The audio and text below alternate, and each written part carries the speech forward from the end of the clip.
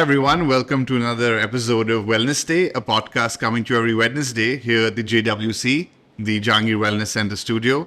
Today, I'm going to be talking about one of my favorite subjects. We're going to be talking about nutrition, and I've joined here by Richa Shukla, who's going to help us talk about all things nutrition. You're the head of nutrition at the Jahangir Wellness Center and at Jahangir Hospital. So thank you very much for being here, Richa. Thank you for inviting me here, sir. Absolutely. So let's get straight into it. You've seen many people come here at the Wellness Center who are obviously coming for their wellness, and nutrition plays a huge role of that we want to focus on. What are the most important things that you like to address with people, or rather, let's start with what are the most common things that people come to you that need to be addressed? What people think about when they come to wellness is getting themselves monitored or checked for their health parameters. Yeah. And becomes extremely important with whatever the parameters or results come into. Right. We try to interpret those results. And one of the common things that we see here are mostly the vitamin B12 deficiencies. Vitamin B12. Yes, okay. absolutely. Usually people always think vitamin D. Yeah, so vitamin D as well. Okay. Vitamin D deficiency or insufficiencies, Right. or vitamin B12, even though they are non-vegetarian. Some are hardcore non-vegetarians, but still they come up with these common deficiencies. Other than this, what we generally see are glucose intolerances that Okay. we see. Patients coming or clients coming up with glucose intolerances. It could be pre-diabetic phase. It could be uric acid levels which are extremely high or towards the higher range. But We sorry, also see- before we go on to these, Yeah. I don't mean to interrupt you, but going back to vitamin B12, what Right. causes that kind of So deficiency? actually, vitamin B12 is one vitamin which is also being secreted inside our gut. Right. Basically, we have an intrinsic factor there which helps in the absorption. So if that hampers, and if your gut health is hampered, then probably, yes, you don't have that kind of an absorption, even though you have good sources of vitamin B12 in the diet. Like, for example, from where? Like, for example, if we see B12 generally is found from non-vegetarian sources. So for people like me who are vegetarian, it becomes Okay. a challenging act. So actually, that's a good point. Well, in the Indian diet, there's a lot of vegetarianism, of course. So, and protein, as we all know, is extremely important as a part of everyone's diet. So how do you recommend people getting their daily protein intake for vegetarians? Well, again, for protein, I'm a little relaxed when I say this, Okay. because when it is vegan or when it is vegetarian, Yeah. vegetarian, at least you get the dairy sources Uh-huh. that I can prescribe or I can advise. Right. But for vegans, what I look at is nuts and oil seeds. I look Uh-huh. at lentils. I look at soy products and, tofu, other products of soy and lentils, which can be given. In fact, what we really look at cereal pulse combination Right. for vegans, which is an extremely good combination that can be given. In fact, when we generally see, nowadays a lot of people are turning vegan or they turn. What is vegan, just by the way, for people who so- get confused between vegan, gluten-free, vegetarianism, all that Yeah, stuff? a lot of stuff So going it's on, like, right. so what is vegan? So vegan, when we say it, is basically avoiding any kind of animal products. Okay. So any kind of animal, be it meat, be it poultry, be it fish, be it dairy products also. Right. Avoid it. Then it is a vegan diet. Okay. And nowadays people are looking towards more vegan because of even obviously looking at zero carbon footprint. If you're Right, looking right. at environment, definitely then people are turning towards vegan. Okay. Yeah. Understood.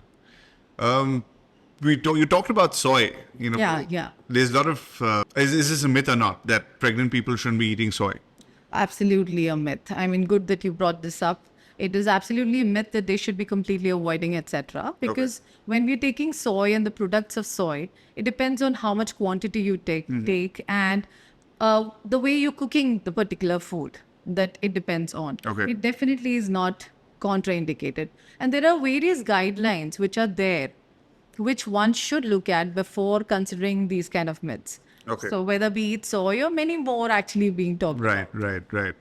So what are the other big myths that you typically see that people need Typically, to? what we come across is even in wellness, when we have the clients, they come up and they ask about, if they have some hemoglobin level which is a little lower, they would say, I've been drinking beetroot juice. Okay. Or I've been taking pomegranate juice. Just because it is red in color, people feel it is a good source of iron. Okay. So it is not at all a good source of iron. So what is a good source of iron then? Okay, fantastic. So when we say good source of iron, definitely what you have are two sources. One is a heme iron and the other is a non-heme iron. Okay. And heme iron generally you get from your red meat, your fish, your poultry, etc. Even eggs are not the heme iron source. They are the non-heme iron source. And the others are from the vegetarian sources, like green leafy vegetables, oil seeds, etc. What one needs to consider are these sources, and also consider including a lot of vitamin C rich sources, which would help in absorption of non-heme iron sources. Okay. Well, let's move away then to a different topic. One that, in terms of nutrition, a lot of people will obviously be always talking about this: weight loss. How do Fantastic. people Yeah. address weight loss, and when they come It's to something you? that is very challenging. In fact, I myself Coming. am looking forward to following such things to achieve some good results. Well, what's your favorite food? My favorite food is pani puri. Okay. You'll say, oh, dietitian saying pani puri. No, it why? is You should be able to something- enjoy whatever you want. Absolutely. A moderation is a thing that I look at. Absolutely. But it is quite challenging. But before I answer that question, what is your favorite food? Oh, my favorite food. My favorite food is probably a steak. It's steak. You had to think so much. No, because I have many. I can think about chocolate is also. Your favorite, favorite Wow. food, so it's and how between- do you indulge in it? Because I've heard from many people that you're very strict or very calculative about your diet. I am. No, I'm not strict about my diet. I'm very. I like to say I enjoy tracking my food intake and things like that. No, do you have an app or something? How do you do it? No, I mean, no. you're not a dietitian to No, know. I'm what not, the I'm not a calories dietitian. or I nutrients. was tracking it on apps and things like that earlier because I do enjoy exercising. And actually, when I said at the start of the episode, one of my favorite topic is nutrition. And it is nutrition. I'll tell you why, actually. It's because I found that when I was starting to get into focusing on my lifestyle and health, I was starting to exercise. I never stepped into a gym in my life. I started doing that. And for 2 years, it was nice and it was good. I felt healthy. But my nutrition was not really being something I ever thought about. The moment I started learning more about that and what I should be eating, what I shouldn't be eating, how much I should be eating, how much I shouldn't be eating, is when I really found a big benefit in my own lifestyle and, my health, my energy, my general Absolutely. outlook. So which is why I've, been enjoying it so much more. And that's why I wanted to have you to talk about that in No, it's particular. interesting, So, and obviously I knew it that it is one of the favorite things that you always look up Yeah. to, and it is nutrition. It's always nice to discuss things with you. yeah, but now when I indulge extremely well. So I can finish an entire chocolate cake if you allow me to. Really? So please That's allow hard me to to. believe, though. No. I Looking can at your easily do physical that. self. Absolutely. So chocolate is my favorite thing. But coming back to that, actually, it actually ties in well. A lot of people think dieting Yeah. is the way to go. Yeah, absolutely. How do we address things like people who come for fat diets versus So- sustainable lifestyle? Absolutely. When one talks about weight management, it could be anything though. We are talking here about weight loss. We're not talking about weight gain.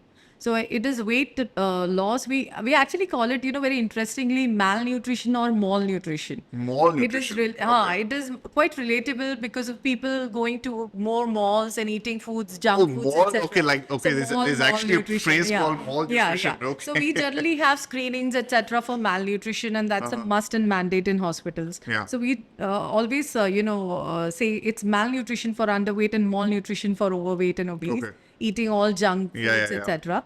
And when one talks about weight loss, people really get very interested with something which is quite popular, followed by celebrities, or Quick fix. short term, easy goal, easy approachable thing. Lose something and lose 1 kilo in 2 days, or lose yes. 10 kilos in 7 days, or something silly like that. And quite silly. We need to spill the beans here Yeah. that it is absolutely not something which should be done. It's not sustainable at all. One needs to be looking at something which is more long term. Yeah. more And what about things sustainable. like, fat loss pills and things like that? What is Absolutely. your Those- take on that? So my take on this is definitely no. Even if Right. it is bariatric surgery, if it is pharmacotherapy, Okay. or it is lifestyle modification or interventions that you do, anything which is sustainable is something that you will be able to achieve a weight loss and maintain it. Right. But if in case, the studies which are there, Yeah. they say that in 2 years you will be able to get back to your weight by 7 to 8%. There are studies which say that. And if, be it any kind of intervention that you go for or Okay. opt for, if you're not able to sustain it or maintain it. Right. So the best practice would be follow something that you're able to achieve with lifestyle changes, because it will be easier for you to follow. It Absolutely. would be a long-term sustenance, and that is what one should look at. Absolutely. Because at the end of the day, diet is a very simple thing. It's calories in versus calories out. Well, here again, I would kind of agree to Okay. disagree a little. Okay. Because it is not just about fewer calories, or it is not just about, losing weight. It is about nutritious diet. No, It is absolutely. about balanced diet in terms of nutrients Right. as well. But it starts, the fundamental, it starts with calories in and calories out. And then Correct. based on that is you get, what you're going to do within that Absolutely. is what can be sustainable for you. Yeah, the principle lies on that, Obviously, Exactly. the energy expenditure has to be more than the energy intake, Right. calorie intake. Yeah, that's what I meant by the fundamental. I But what you're saying is absolutely correct. What you do within that is what is important. For example, if you want to lose, or rather, if you're eating 1,500 calories, you can do that by eating hamburgers or processed food Absolutely. worth 1,500 calories, and then say that you're losing or that you're expending 1,800 calories. But that's not sustainable. That's not So that's the sustainable point at that all. you're In making. fact, when we're talking about this, even intermittent fasting or time restricted feeding is all about it. Absolutely. You eat 2 meals a day, and you can eat as much as you want in that 50 minutes or 1 hour, and anything that you want, Mm-hmm. any quantity. I mean, there is no go. I mean, it's not far future that you can see. You cannot be really following it up, Right, or you right. cannot sustain it. So the better part would be to have a balanced and a nutritious diet, of course, while controlling your macronutrients and doing your regular physical activity, taking care of your hydration, and all these aspects all together, not to forget about your sleep. Right. Because sleep deprivation also will lead to not being able to achieve your results. on goals. Absolutely. So that is also very important. And managing your stress. Okay. Like So a let- huge topic. So let me ask you a question then, because there's so much, noise and data out there now, in terms of articles about what people should eat, what they shouldn't eat, as what we were just talking about, that this diet, is that diet. What would be your basic suggestion for people who just want to eat healthy? So my basic suggestion would be to, if one is trying to optimize their health, they should be following up by eating different kind of foods. Variety is what they need to include. Okay. And what they need to include is different food groups in the amount which is adequate for them. Now that may be different for different Person to people, person, yeah. and it will also be dependent on what you do, your profession, your physical activity, your age, your gender. It depends on multiple things. Right, Of course, right. even your religious preferences, your preferences in terms of diet as Yeah, well. yeah. We have a lot of factors which we consider, and we try to then personalize it, because Okay. that is again in the near future that we all are looking at, Right. personalized or precision nutrition, which is upcoming. And what about things like supplements? Oh, fantastic. Again, supplements is something which is debatable as Yeah. well. Because again, when we talk about supplements, if it is multivitamins or mineral supplements, again, it is taken over the top without the physician being advising and people taking it. Absolutely. And- You know what I've heard about multivitamins is that a lot of people say that it causes expensive urination. Oh, yeah, really, it does. It does. That you is know. fairly pointless. Yeah, it is pointless. And basically, if somebody is prescribing or advising it to you, for how long are you supposed to be taking it? And Exactly. when do you need to give a break and then restart it? If in case you are deficient or insufficient, multiple times when people come to me, even after checkups, we see that the levels are high. Which is So why reaching doing your towards blood work that. is extremely important. for that. Exactly. After the age of 35, maybe, these kind of annual health checkups and wellness that we have in Jahangir Wellness Center are extremely important. How often do you think someone should be taking them after the age of 35, for example? I think every year one should be doing it when it is the labs or the blood work, because once you start monitoring that, you have some guided Your baseline, mentor yeah. telling you where you stand. So that is also very important. You get to know your red flags. Right. And early detection or early health check will tell you and probably leave you with better results and improving your quality of life. Okay. So that's very important for improving overall well-being. And you can correct nutrition fairly easily by Absolutely. addressing that. Absolutely. And it's amazing how much nutrition can affect so many other things. In terms of getting that right, you Yeah. can address so many things without medicine. Yeah, absolutely. That is something which you come to know only when you keep checking Absolutely. yourself. And when you see the benefit of benefit of it coming in. Yes. So I'm going to put you on the spot now. What is your daily food kind of routine Oh my God. as a Okay, nutritionist? This is a very interesting Okay, fine. question. I'll ask you two questions. But very difficult should answer. What should it be and what is it? Okay. So ideally, it should be well controlled in terms of what you eat. All right. the portion size is not a problem when I eat. Okay. My problem is what I eat. And my problematic time would be the evening time, post work. Okay. Once you're back home, that what you eat. Otherwise, what I generally try to include is 4 meals. My main meals are breakfast, lunch, dinner, and an evening snack post work that I take. Right. I try to keep it more fruits and nuts, but once in a while I keep indulging. And So how do you recommend, actually, it's a good point. How do you recommend people from cravings? How do you help people deal with cravings? by doing some cheats in between. Absolutely. Yeah, correct. because if you don't, you will have more cravings towards sugary foods, Yeah. more cravings towards fatty foods. So once in a while, you're allowed to do that cheat as well. Right. Of course, that depends on whether it is more therapeutic, whether it is some goal-oriented stuff, Mm-hmm. goal-oriented task that a person is going in for. So it depends on what that person's goal are. Yeah, absolutely. And it should be a part of it, because I mean, food is not just nutrition. It's also, Food you know, is God. Yeah, absolutely. It's It is community, God. It it's is really- social, it's, as you said, it's God for people. So it shouldn't just be looked at and from the aspect of just purely nutrition and healthy. It's a part of society and life. So it should I definitely be a wanted to part ask of you that. one thing though. Okay. Have you consulted any dietitian before for your own self? Have you ever done that? Yes, I have. I've come to you.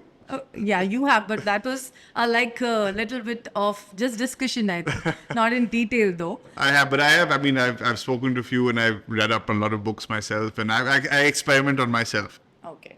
Which I mean, I recommend to do only after I've consulted with doctors and nutritionists. It's not something that people should do by themselves. Yes, just to absolutely. recommend and, And just to not put that out. Google. I'm happy to hear that no, you're not doing that. No, You're Dr. reading Google proper is books, a etc., very and dangerous taking place. the guidance. from Which is why I experts. asked you that question earlier, is that there's so much information and misinformation out there that, you know, we have to make sure that we're always going to the right people like yourself and coming to, you know, wellness centers. Which again and makes here. me say one more thing here, that what I want people to know is Right. when they come to a person, whether be it any person or an expert, they need to go to a qualified person. Absolutely. Because in today's scenario, what we are facing as a fraternity is a lot of quacks in the field who are just certified Yeah. and not qualified. So that is something that one person also should be kind of taking care of when approaching any expert. Right. Understanding what is the qualification of the person, experience of the person, and then approaching them. No, absolutely. That's very important. Well, thank you so much for being here. Thank I you think so one of the big messages from today is that food is, of course, is nutrition, but it's as much as it is love, community, and God, as you said. So thank you very much, Thank you so and much. look forward to the next episode next week. Thank you for joining us.